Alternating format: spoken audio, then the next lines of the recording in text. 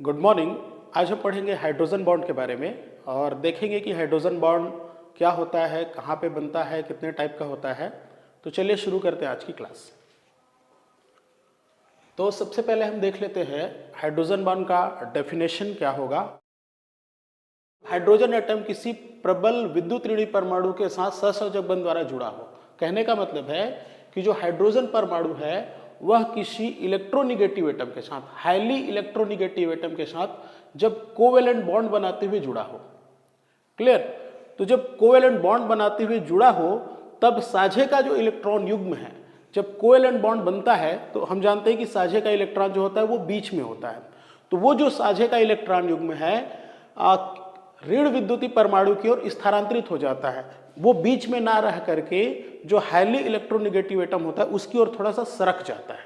सरकने की वजह से क्या होता है, हाइड्रोजन परमाणु पर आ जाता है धन आवेश, और धन आवेश आने के कारण जो हाइड्रोजन एटम है वह किसी अन्य ऋण विद्युतीय तत्व के साथ, हाइड्रोजन एटम जब धन आवेशित हो जाएगा, उसमें पॉजिटिव चार्ज आ जाएगा, तब क्या करता है ये किसी अन्य ऋण विद्युतीय मतलब इलेक्ट्रोनिगेटिव एटम के साथ दूसरा बॉन्ड बनाने की क्षमता इसमें उत्पन्न हो जाती है। इसी को बोला जाता है हाइड्रोजन बॉन्ड या हाइड्रोजन सेतु। जैसे मान लीजिए हम ले लेते हैं एक हाइड्रोजन एटम, ये मान लीजिए हो गया एक हाइड्रोजन एटम। अब ये जो है किसी ऋण विद्युतीय तत्व के साथ ये सहसंयोजक बंध बना के जुड़ा हुआ है। ठीक है, यहाँ पे जो ए है, ए मतलब है प्रबल ऋण विद्युतीय तत्व। ये क्या बता रहा है, हाईली इलेक्ट्रोनिगेटिव एटम को। तो हमने ये ए हो गया हमारा प्रबल ऋण विद्युतीय परमाणु या तत्व, और ये किससे जुड़ा है, हाइड्रोजन के साथ जुड़ा है, और इनके बीच बॉन्डिंग क्या है, तो इनके बीच जो बॉन्डिंग है वो कोवेलेंट है, सहसंयोजक बंध के द्वारा जुड़ा हुआ है। क्लियर? फिर से देख लेते हैं। ये हमारा हाइड्रोजन एटम, और हाइड्रोजन एटम को हमने जोड़ दिया है एक प्रबल ऋण विद्युतीय परमाणु के साथ, एक हाईली इलेक्ट्रोनिगेटिव एटम के साथ, और दोनों जुड़ा है एक सहसंयोजक बंध के द्वारा। अब चूंकि सहसंयोजक बंध से जुड़ा हुआ है मतलब साझे का जो इलेक्ट्रॉन युग्म कहाँ होगा, वो इस तरह से बीच में होगा। ठीक है, तो जब बीच में होता है तो चूंकि हम जान रहे हैं कि जो ए है वो प्रबल ऋण विद्युतीय है, हाईली इलेक्ट्रोनिगेटिव एटम है, तो ये क्या करेगा, ये साझे के इलेक्ट्रॉन युग्म को खींचेगा अपनी ओर। अपनी ओर जब ये खींचता है तो ये इलेक्ट्रॉन युग्म जो बीच में होना चाहिए वो सरक जाता है इस इलेक्ट्रोनिगेटिव एटम की ओर। ये बीच में ना होकर के इधर सरकता है, तो ये अपने मूल स्थान को छोड़ करके कहाँ चला जाएगा, ये थोड़ा सा आ जाएगा इलेक्ट्रोनिगेटिव एटम की ओर। पहले कहाँ था, बीच में था, अब वो सरक के कहाँ चला गया, प्रबल ऋण विद्युतीय तत्व की ओर चला गया, परमाणु की ओर चला गया। तो इसकी वजह से क्या होगा, अब इस पे आ जाता है पार्शियली निगेटिव चार्ज और इस पे आ जाता है पार्शियली पॉजिटिव चार्ज। जैसे ही हाइड्रोजन पे पार्शियली पॉजिटिव चार्ज आता है, जैसे उस पे धन आवेश उत्पन्न होता है, उस कंडीशन में क्या होता है, मान लीजिए हमने ले लिया एक और परमाणु, मान लीजिए बी। ठीक है, बी भी क्या है, ऋण विद्युतीय तत्व है, ऋण विद्युतीय तत्व या ऋण विद्युतीय परमाणु है। ये भी ए और बी दोनों जो है इलेक्ट्रोनिगेटिव एटम को शो कर रहे हैं। ठीक है, तो जैसे इस पे धन आवेश उत्पन्न आया और इसके पास क्या है, फिर से एक इलेक्ट्रोनिगेटिव एटम है, तो अब क्या करता है कि ये हाइड्रोजन में ये क्षमता उत्पन्न हो जाती है कि वह एक दूसरे इलेक्ट्रोनिगेटिव एटम के साथ एक दूसरा बॉन्ड बना सकता है। मतलब इनके बीच में यहां से इस तरह से एक बॉन्ड का फॉर्मेशन होता है, ऐसा। ठीक है, तो जो बॉन्ड का फॉर्मेशन होगा किसके किसके बीच हो रहा है, जो धनावेशित हाइड्रोजन है और जो इलेक्ट्रोनिगेटिव एटम है, दूसरा एटम। ठीक है, ये पहले वाले की बात नहीं कर रहे हैं, इसकी वजह से तो धन आवेश उत्पन्न हो रहा है, और जैसे धन आवेश उत्पन्न हो रहा है उस वजह से ये दूसरे इलेक्ट्रोनिगेटिव एटम के साथ ये बॉन्ड बनाने में कैपेबल हो रहा है। ठीक है, तो इस तरह से जो बॉन्ड बनेगा, इसी बॉन्ड को बोला जाता है हाइड्रोजन बॉन्ड। ये कहलाएगा आपका हाइड्रोजन बॉन्ड। और पहले जो ये बॉन्ड बना था, ये बॉन्ड है आपका सहसंयोजक बंध। तो जो ए और एच के बीच जो बॉन्डिंग है वो है सहसंयोजक मतलब कोवेलेंट बॉन्ड, और जो एच और बी के बीच जो बॉन्ड फॉर्म हो रहा है वो होगा आपका हाइड्रोजन बॉन्ड। तो इस तरह से जो धनावेशित हाइड्रोजन है वो इलेक्ट्रोनेगेटिव एटम के साथ एक नया बॉन्ड बनाएगा और इसी बॉन्ड को हम बोलते हैं हाइड्रोजन बॉन्ड। तो चलिए इसको एक एग्जांपल से भी समझ लेते हैं। जैसे मान लीजिए हम ले लेते हैं पानी का एग्जांपल H2O। तो H2O में हम देखते हैं कि हाइड्रोजन बॉन्ड कैसे बनता है। तो जो H2O की संरचना होती है वो होता है H single bond O single bond H, इस तरह से। अब एक और हम H2O का मॉलिक्यूल ले लेते हैं, इसको हम इस तरह से लिख लेते हैं O single bond H single bond H, इस तरीके से, ठीक है। अब यहाँ पे क्या होता है, ये जो ऑक्सीजन है मोर इलेक्ट्रोनेगेटिव होने की वजह से साझे के इलेक्ट्रॉन को अपनी ओर खींचता है, इस पर आता है पार्शियली निगेटिव और इस पर आता है आपका पार्शियली पॉजिटिव चार्ज, ठीक है। दूसरा, यहाँ पर ये ऑक्सीजन भी यही करेगा, साझे के इलेक्ट्रॉन को अपनी ओर खींचेगा ये, और इस पर आ जाएगा पार्शियली निगेटिव और इस पर आएगा पार्शियली पॉजिटिव चार्ज। तो अब पहले पानी का जो हाइड्रोजन है जो कैसा है, पार्शियली पॉजिटिव चार्ज वाला, वह दूसरा जो पानी है उसका जो ये पार्शियली निगेटिव ऑक्सीजन है इसके साथ अब ये बॉन्डिंग करता है। मतलब कि इसमें ये क्षमता पैदा हो जाती है कि यह इस इलेक्ट्रोनेगेटिव एटम के साथ इस तरह से बॉन्ड बना सकता है, और इस तरह की जो बॉन्डिंग होती है इसी को बोला जाता है आपका हाइड्रोजन बॉन्ड। जैसे मान लीजिए हमने यहाँ पे एग्जांपल में देखा ए और एच दोनों कोवेलेंट बॉन्ड से जुड़ा हुआ है, तो ये जो बॉन्डिंग होगी ये कोवेलेंट बॉन्डिंग होगी ऑक्सीजन और हाइड्रोजन के बीच, और यहाँ पर ये जो हाइड्रोजन है और ये जो ऑक्सीजन है इनके बीच जो बॉन्डिंग हो रही है वो आपका हाइड्रोजन बॉन्ड कहलाएगा। अब इसको इसी एग्जांपल के थ्रू यदि इसको हम समझें, यहाँ पर जो ऑक्सीजन है इस ऑक्सीजन को हमने लिया है ए मतलब क्या होगा हमारा प्रबल ऋण विद्युतीय परमाणु, तो ये ए हो गया। ए की जगह पे क्या है ऑक्सीजन, और ये हाइड्रोजन के साथ इस तरह से बॉन्डिंग किया है, और ये जो दूसरा ऑक्सीजन है, दूसरा ऑक्सीजन किसको प्रेजेंट कर रहा है बी को, या हम ये कह सकते हैं कि दूसरे इलेक्ट्रोनेगेटिव एटम को हमने बी से रिप्रेजेंट किया है, और ये बी क्या कर रहा है इस हाइड्रोजन के साथ बॉन्डिंग कर रहा है। मतलब यहाँ पे यदि हम देखें तो इस तरह से ये बी जो है इसके साथ बॉन्डिंग कर रहा है। तो इस ऑक्सीजन की जगह हम ए को रख सकते हैं, इस ऑक्सीजन की जगह हम बी को रख सकते हैं। तो इस तरह पानी के मॉलिक्यूल में हाइड्रोजन बॉन्डिंग शो होता है। तो चलिए आगे देख लेते हैं कि हाइड्रोजन बॉन्ड के लिए क्या क्या कंडीशंस हैं, या किन किन कंडीशन में हाइड्रोजन बॉन्ड जो है वो बनता है। तो इसके लिए जो मेन कंडीशन है वो है शर्तें।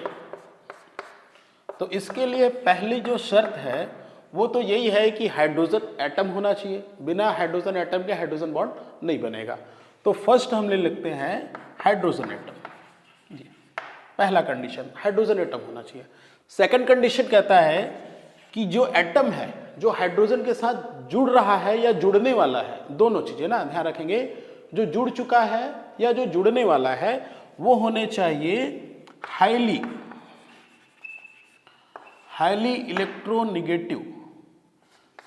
इलेक्ट्रोनेगेटिव एटम होने चाहिए, प्रबल विद्युत ऋणी तत्व होने चाहिए।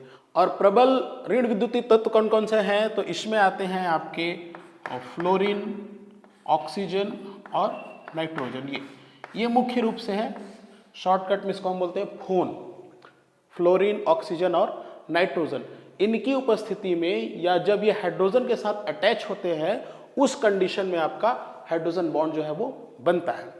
इसके अलावा भी कभी कभी इसमें देखेंगे कुछ स्पेशल केस में, तो इसमें कार्बन और क्लोरीन ये भी उपस्थित होते हैं, इनके प्रेजेंस में भी हाइड्रोजन बॉन्ड जो है वो बनता है। वो आगे हम देखेंगे कब कैसे होता है।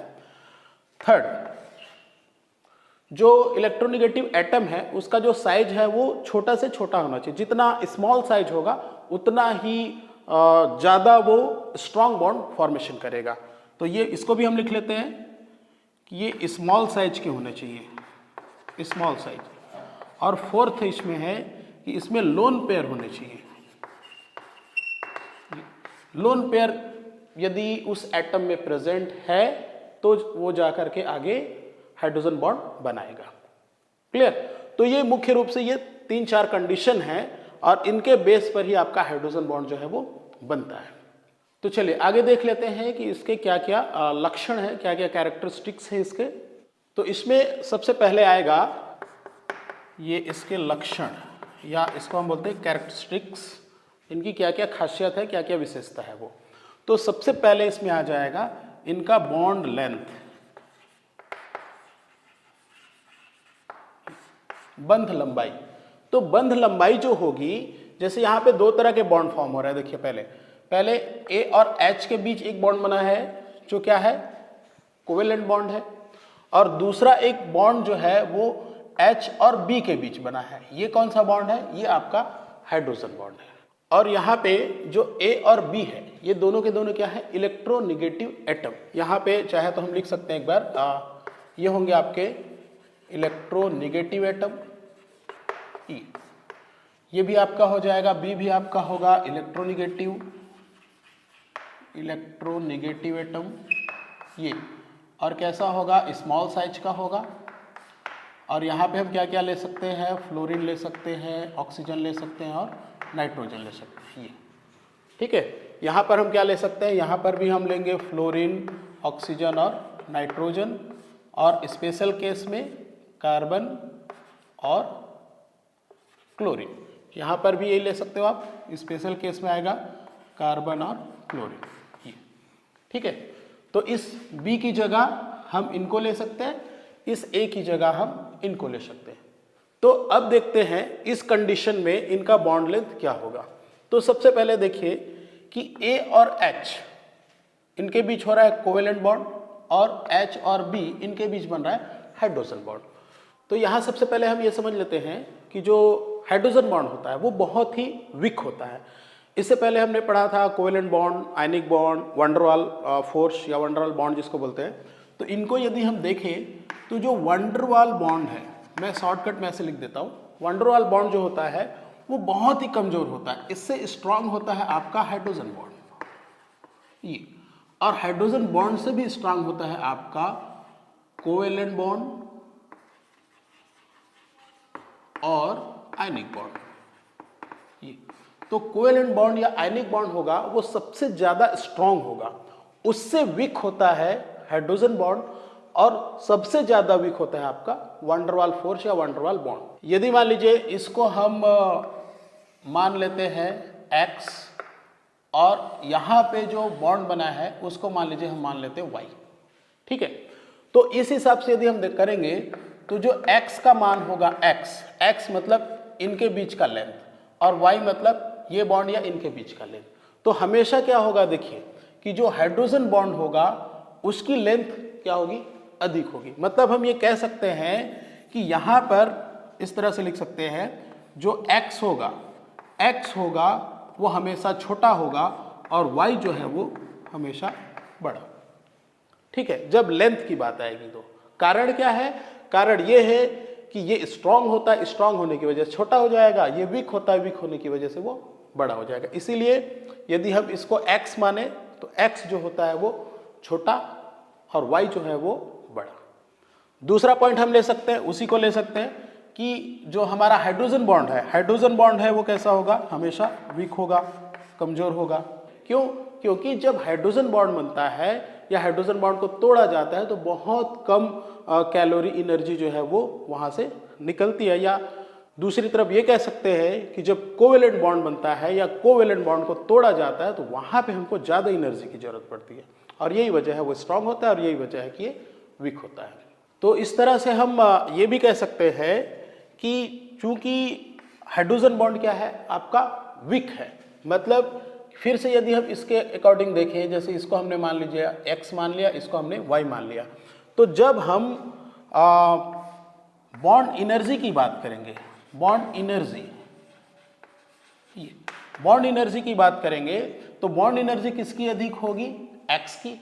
मतलब यहाँ पे क्या है, x की एनर्जी ज्यादा होगी और y की एनर्जी कम हो जाएगा। ठीक है, कब, जब एनर्जी की बात करेंगे, और एनर्जी और लेंथ क्या होता है, दोनों अपोजिट होता है। अब यहाँ पे देखिए कि यदि हम लेंथ की बात करेंगे तो इसका लेंथ बड़ा होगा, लेकिन इसकी जो एनर्जी है वो क्या होगी, कम होगी।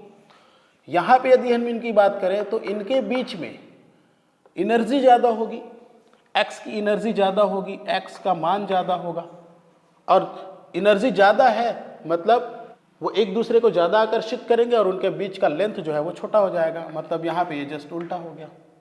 ठीक है, ये थर्ड हम देखते हैं स्ट्रेंथ ऑफ बॉन्ड।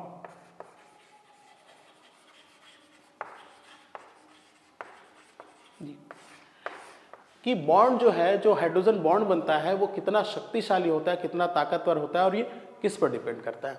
तो इसके लिए मुख्य रूप से दो कंडीशन है। तो पहला कंडीशन ये कहता है कि जो बॉन्ड का स्ट्रेंथ है, स्ट्रेंथ,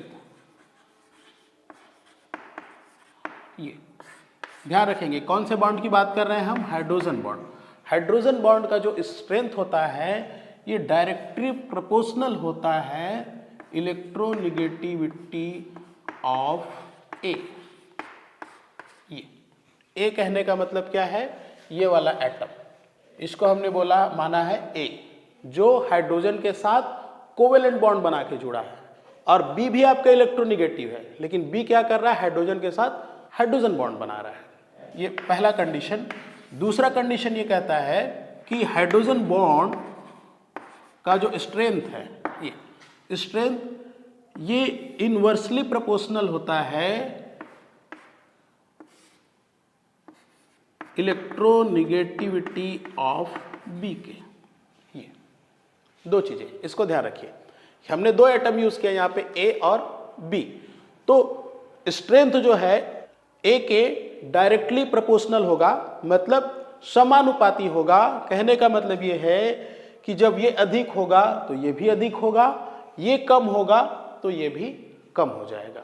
और दूसरा कंडीशन कहता है कि हाइड्रोजन बॉन्ड का जो स्ट्रेंथ है वो इनवर्सली प्रोपोर्शनल होता है इलेक्ट्रोनिगेटिविटी ऑफ बी। जो बी एटम हमने यूज किया है उसकी विद्युत ऋणात्मकता के व्युत्क्रम होता है, उल्टा होता है। मतलब कि यदि बी का इलेक्ट्रोनिगेटिविटी अधिक होगी तो स्ट्रेंथ कम हो जाएगा। अब ये कैसे होता है, इसको थोड़ा एग्जांपल से समझते हैं। HF, H2O और NH3। अब इनके बीच देखते हैं कि जो हाइड्रोजन बॉन्ड फॉर्म होता है वो कैसे होता है।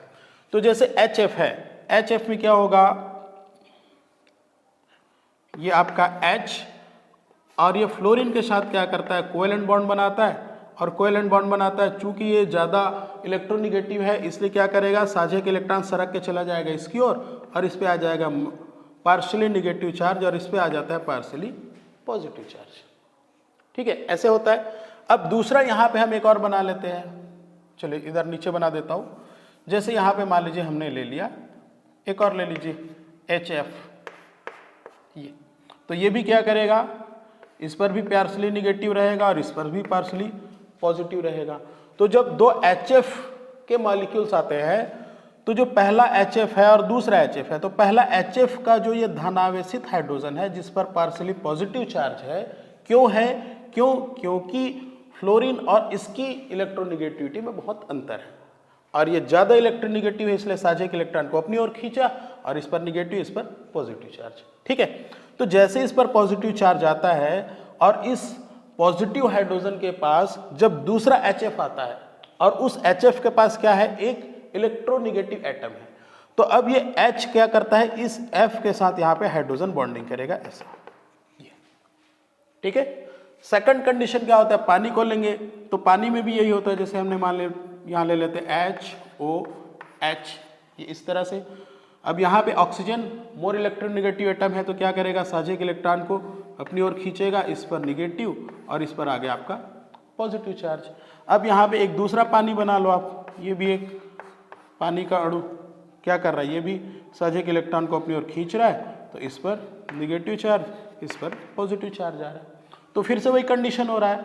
अब पहला जो मॉलिक्यूल है उसका जो हाइड्रोजन है जो कैसा है, पार्शियली पॉजिटिव है। ये दूसरा पानी का जो मॉलिक्यूल है उसके निगेटिव ऑक्सीजन इस इलेक्ट्रोनिगेटिव एटम के साथ फिर ये क्या करेगा, यहाँ पे बॉन्डिंग करेगा ऐसा।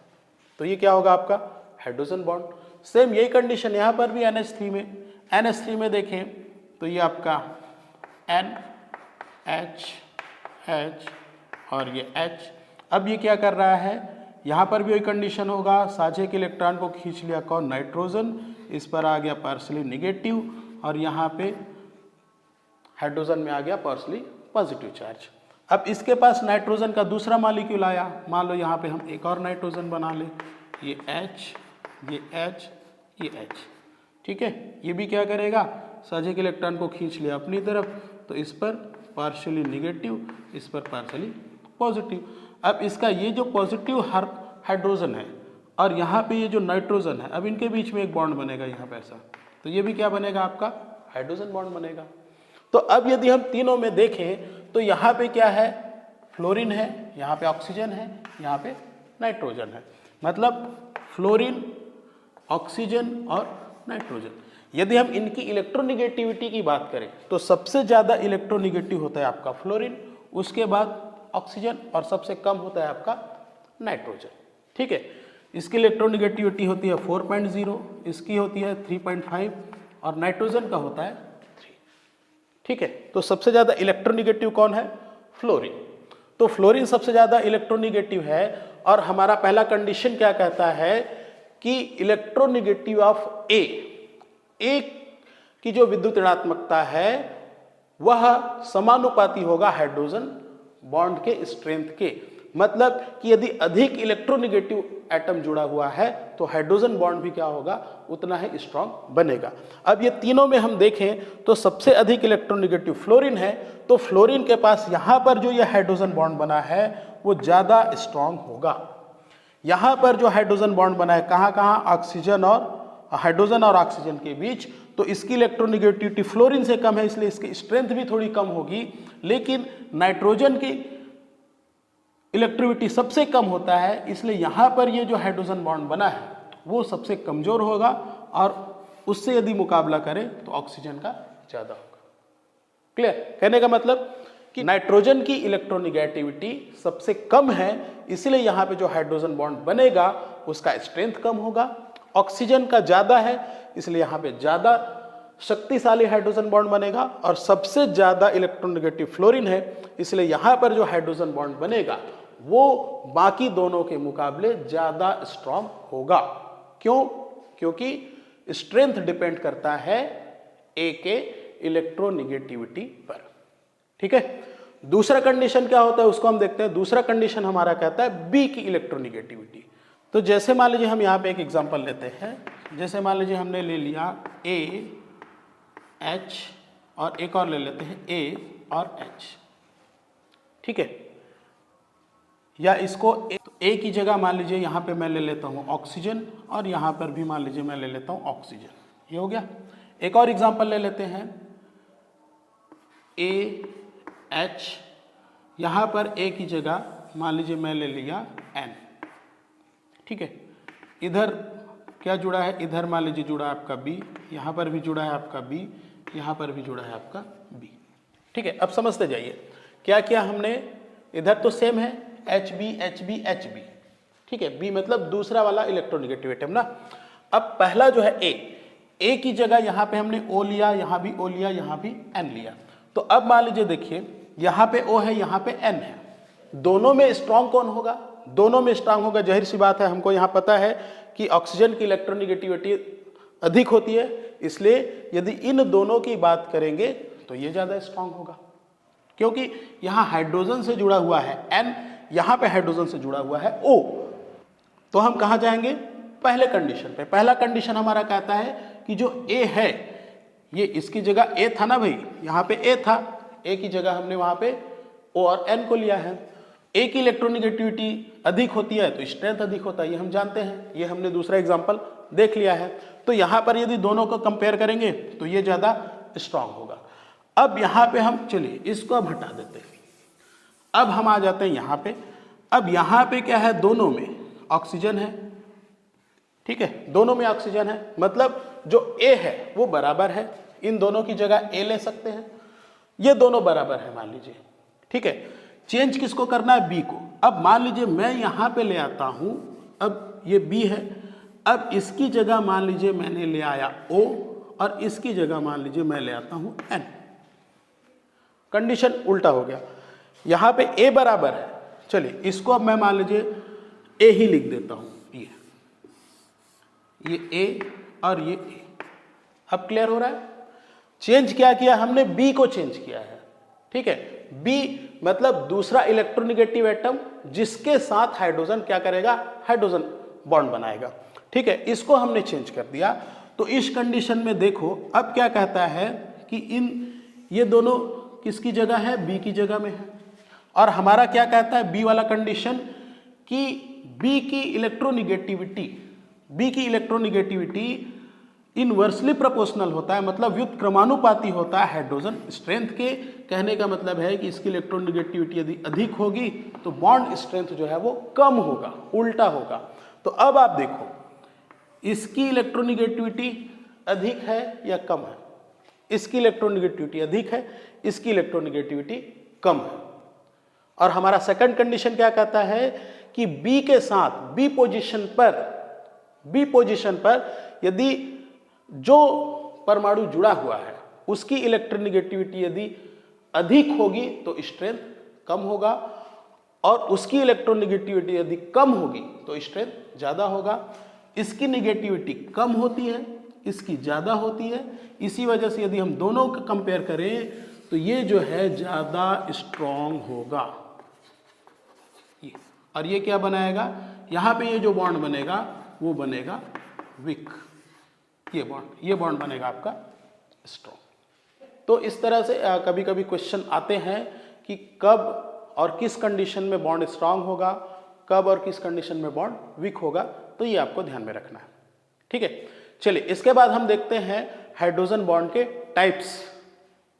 तो जो हाइड्रोजन बॉन्ड होता है वो मुख्य रूप से दो तरह का होता है, ये हम लेते हैं टाइप्स।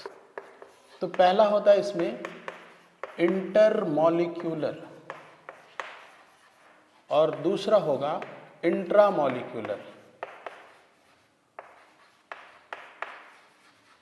इसी को बोलते हैं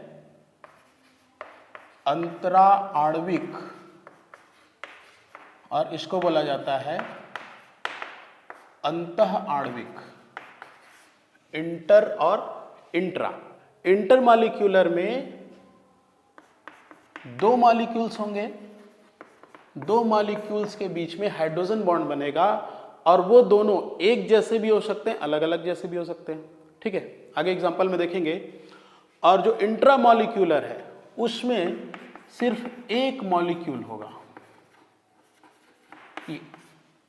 एक मॉलिक्यूल, और वो जो एक मॉलिक्यूल है उसी में उपस्थित जो एटम्स होंगे उनके बीच में बॉन्डिंग होगी, ठीक है।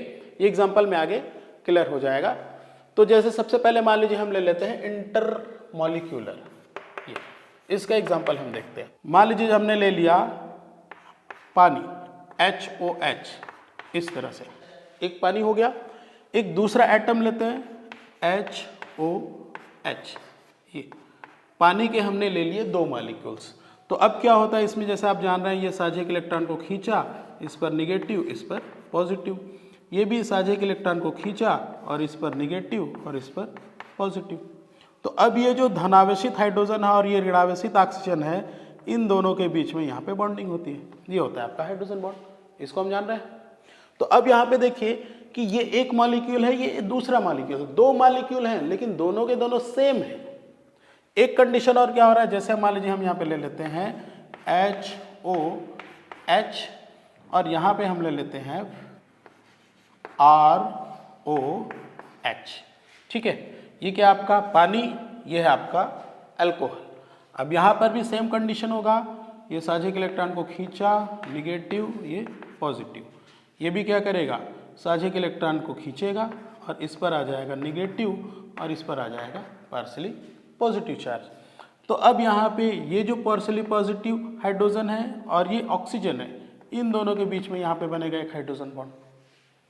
तो अब यहाँ पे देखिए हो क्या रहा है, यहाँ पे ये दोनों में यहाँ पे दो मॉलिक्यूल है और दोनों के दोनों सेम मॉलिक्यूल है, ये भी पानी का है, ये भी पानी का है, ठीक है। यहाँ पर दो मॉलिक्यूल है लेकिन दोनों के दोनों अलग हैं, पानी और अल्कोहल, उनके बीच में हाइड्रोजन बॉन्डिंग हुई है, यहाँ पे पानी और पानी के बीच में हाइड्रोजन बॉन्ड हुई है, मतलब ये दोनों के दोनों सेम है, इसलिए इनको बोला जाता है होमो इंटरमॉलिक्यूलर हाइड्रोजन बॉन्ड।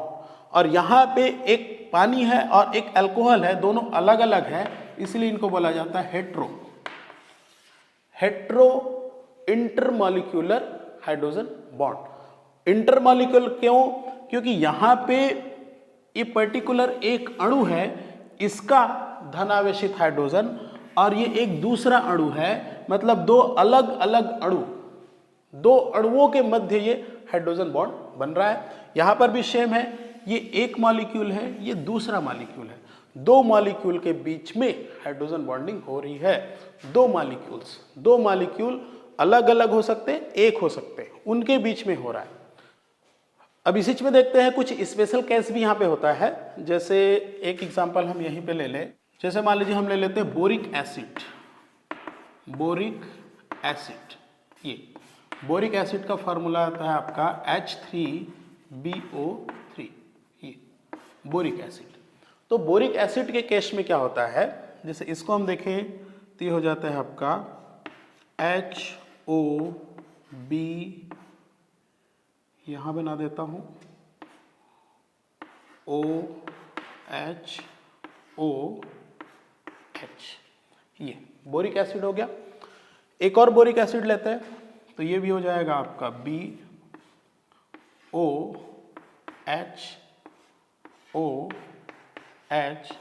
ये हो गया O और H, ये बोरिक एसिड। ठीक है, तो यहाँ पर कैसे बॉन्ड फॉर्म होता है उसको देखिए। तो यहाँ पर भी वही होगा, ये ऑक्सीजन हाइड्रोजन बॉन्ड क्या करेगा, साझे के इलेक्ट्रॉन को खींचा, इस पर निगेटिव, इस पर पॉजिटिव। यहाँ पर भी ये साझे के इलेक्ट्रॉन को क्या करेगा, ये खींचेगा, इस पर निगेटिव, इस पर पार्शियली पॉजिटिव। ठीक है, तो अब क्या हो रहा है, ये जो पार्शियली पॉजिटिव हाइड्रोजन है, इस पार्शियली निगेटिव ऑक्सीजन के साथ यहाँ पे बनाता है हाइड्रोजन बॉन्ड। ठीक है, सेम वही कंडीशन यहाँ पर भी होता है, यहाँ पर भी एक हाइड्रोजन बॉन्ड बनता है। इसको हम बोलते हैं डाइमर, क्योंकि दो मॉलिक्यूल्स ने मिलकर के एक बड़ा मॉलिक्यूल बना लिया, तो ये होगा आपका डाइमर, और इसको बोलते हैं डाइमेराइजेशन।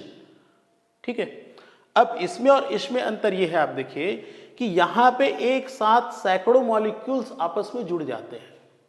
ध्यान रखिएगा कि इन केसेस में क्या होता है कि कई सारे मॉलिक्यूल्स आपस में जुड़ते हैं, या हम कह सकते हैं एसोसिएट हो जाते हैं, या इसी को हम बोलते हैं संगुणन,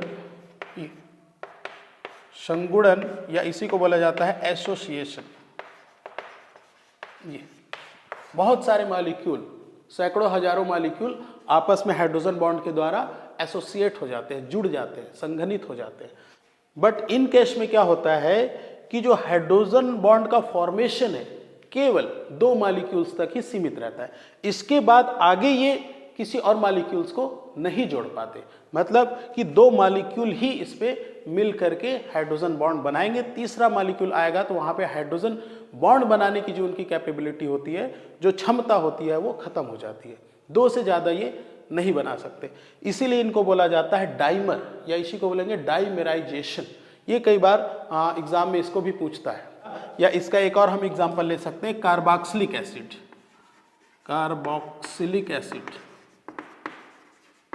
तो कार्बोक्सिलिक एसिड के केस में भी सेम यही होता है आपका, RC डबल बॉन्ड O, ये O सिंगल बॉन्ड H। इधर भी हम ले लें तो यहाँ पे हो गया आपका H single bond O, C double bond O, ये आपका R। तो यहाँ पर भी सेम केस होता है, ये ऑक्सीजन, ये हाइड्रोजन और ये ऑक्सीजन, यहाँ पर भी एक हाइड्रोजन बॉन्ड बनता है, इस ऑक्सीजन और इस हाइड्रोजन के साथ भी यहाँ पर एक हाइड्रोजन बॉन्ड फॉर्म होता है।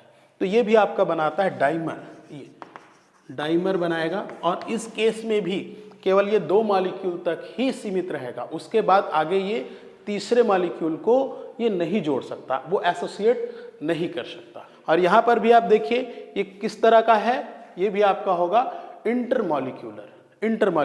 यहाँ पे बोरिक एसिड के दो मॉलिक्यूल्स यूज हुए हैं, यहाँ पर भी आपके कार्बोक्सिलिक एसिड के दो मॉलिक्यूल यूज हुए हैं, दोनों के दोनों एक जैसे हैं, इसलिए क्या हो जाएगा, होमो इंटरमॉलिक्यूलर हाइड्रोजन बॉन्ड वहां पे बनेगा।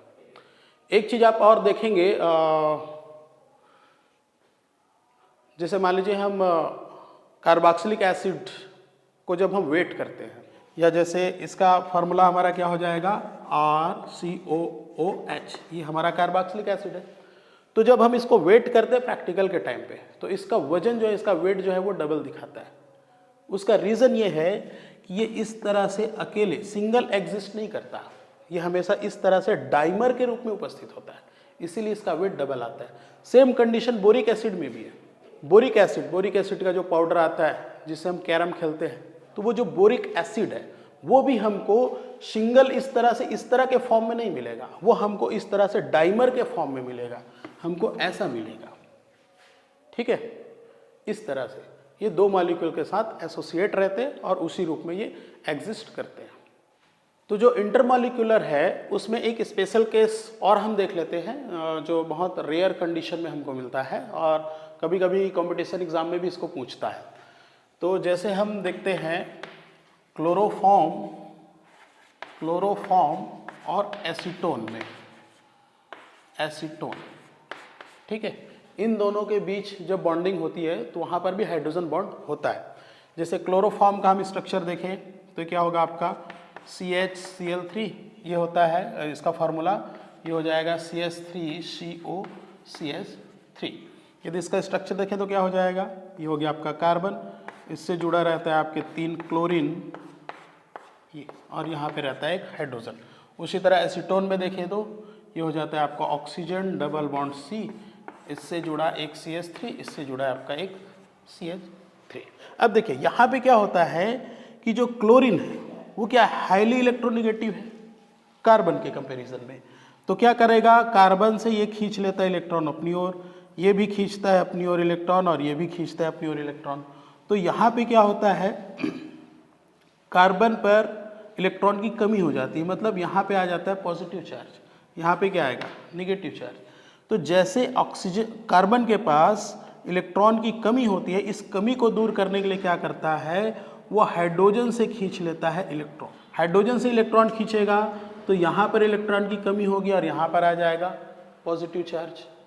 तो जैसे इस पर पॉजिटिव चार्ज आता है और यहाँ पे क्या है आपका ऑक्सीजन, जो कैसा है, इलेक्ट्रोनिगेटिव एटम है। तो अब ये जो क्लोरोफॉर्म का जो पार्शियली पॉजिटिव हाइड्रोजन है, ये क्या करता है, एसीटोन के इस ऑक्सीजन के साथ यहाँ पे ये कर लेता है हाइड्रोजन बॉन्डिंग। यहाँ पे क्या बनता है, हाइड्रोजन बॉन्ड।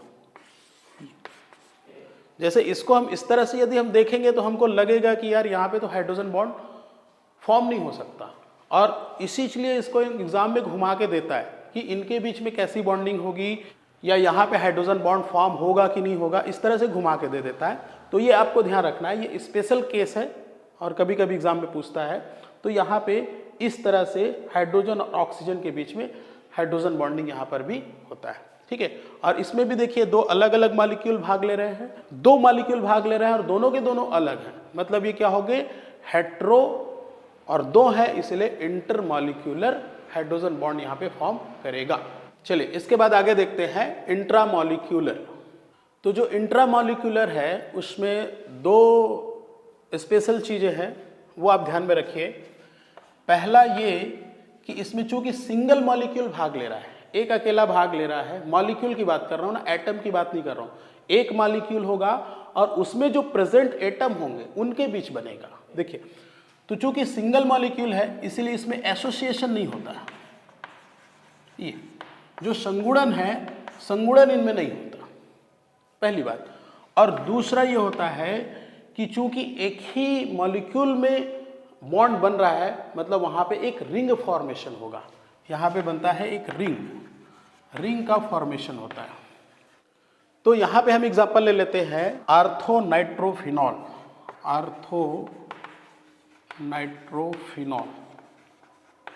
ये। तो यहां पे पहले हम बना लेते हैं फिनॉल, ये हो गया, और यहाँ जोड़ देते हैं O और H, ये आपका फिनॉल हो गया। और फिनॉल के साथ हमको क्या लेना है, आर्थो नाइट्रो, तो आर्थो पोजीशन पे यहाँ पे हम जोड़ देते हैं एक नाइट्रो समूह, N डबल बॉन्ड O और यहाँ पे एक कोऑर्डिनेट बॉन्ड के साथ ऑक्सीजन जुड़ेगा। तो अब इसमें आप देखिए तो यहाँ पे क्या करेगा, सेम वही कंडीशन है, साझे के इलेक्ट्रॉन को कौन खींचा, ऑक्सीजन, इस पर आ गया पार्सली निगेटिव, इस पर आ गया पार्सली पॉजिटिव चार्ज, ये हो गया। और उसके बाद यहाँ पे क्या करेगा, ऑक्सीजन नाइट्रोजन में ज़्यादा स्ट्रॉन्ग कौन सा है, नाइट्रोजन, सॉरी ऑक्सीजन, तो ये खींच लेगा साझे के इलेक्ट्रॉन को, इस पर आ गया पार्सली निगेटिव चार्ज, ठीक है। तो अब ये जो पार्सली हाइड्रोजन है, पार्सली पॉजिटिव जो हाइड्रोजन है और ये जो ऑक्सीजन है, इन दोनों के बीच में यहाँ पे एक बॉन्ड फॉर्म होता है ऐसा। कौन सा बॉन्ड बनेगा यहाँ पे, हाइड्रोजन बॉन्ड बनेगा। ये अब यहाँ पे देखिए एक रिंग फॉर्म हो रहा है यहाँ पे, ऑलरेडी तो एक बेंजीन रिंग है, लेकिन उसके अलावा भी एक यहाँ पे रिंग फॉर्मेशन हो रहा है। तो इस तरह से जो रिंग फॉर्मेशन होता है इसको बोला जाता है किलेशन, ये किलेशन बोला जाता है। इसी तरह से जैसे एक दूसरा एग्जांपल हम ले लेते हैं, ortho nitro benzaldehyde, benzaldehyde, short में लिख देता हूं बेंजेल्डिहाइड। तो इसका स्ट्रक्चर हो जाएगा, ये हो गया आपका बेंजीन, यहां से जोड़ देते हैं एक नाइट्रो समूह N डबल बॉन्ड O और एक कोऑर्डिनेट बॉन्ड O, ये इस तरह से। यहाँ पे जुड़ेगा एक आपका एल्डिहाइड समूह, तो ये हो गया C double bond O single bond H, ये ऐसा। तो अब क्या करेगा, ये जो ऑक्सीजन है, ये ऑक्सीजन इस हाइड्रोजन के साथ यहाँ पे कर लेता है इस तरह से बॉन्डिंग, ठीक है। यहाँ पर भी क्या बनाएगा, यहाँ पर भी बना रहा है हाइड्रोजन बॉन्ड, ये इस तरह से। तो यहाँ पर भी देख लीजिए आप, एक रिंग फॉर्म हो रहा है। और यहाँ पे दूसरी जो सबसे बड़ी चीज़ है ध्यान देने की, वो ये है कि हाइड्रोजन बॉन्ड हमने सिर्फ एक मॉलिक्यूल लिया है, आर्थो नाइट्रोफिनॉल, एक सिंगल मॉलिक्यूल हमने लिया, और उसी में प्रेजेंट जो हाइड्रोजन एटम है और ऑक्सीजन एटम है, उसी में जो प्रेजेंट है, उनके बीच में हाइड्रोजन बॉन्ड का फॉर्मेशन हो रहा है। दूसरी तरफ यहाँ पर भी आप देखो तो यहाँ पर भी एक सिंगल मॉलिक्यूल है, नाइट्रोबेंजेल्डिहाइड, एक सिंगल मॉलिक्यूल में प्रेजेंट दो अलग अलग एटम के बीच में हो रहा है। तो इसको हम बोलते हैं इंट्रामॉलिक्यूलर, ठीक है। सीधा सीधा कहने का मतलब है कि इंट्रा जब आपस में बॉन्डिंग हो।